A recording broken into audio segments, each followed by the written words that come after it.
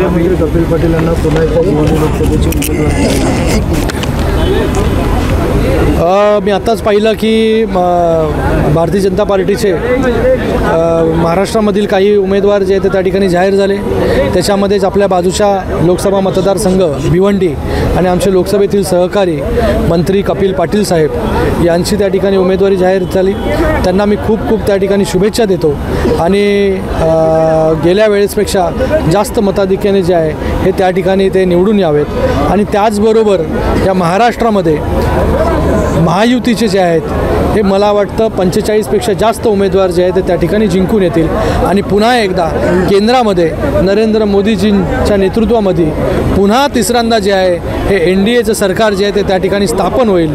जे विकासाची गंगा जी आहे गेले 10 वर्ष त्या ठिकाणी वाहते ती पुढे घेऊन जाण्याचं काम जे आहे हे नरेंद्र मोदी साहेबांच्या नेतृत्वामध्ये जे आहे हे सगळे खासदार जे आहेत ते त्या ठिकाणी करतील। ABP माझा, उघडा डोळे बघा नीट।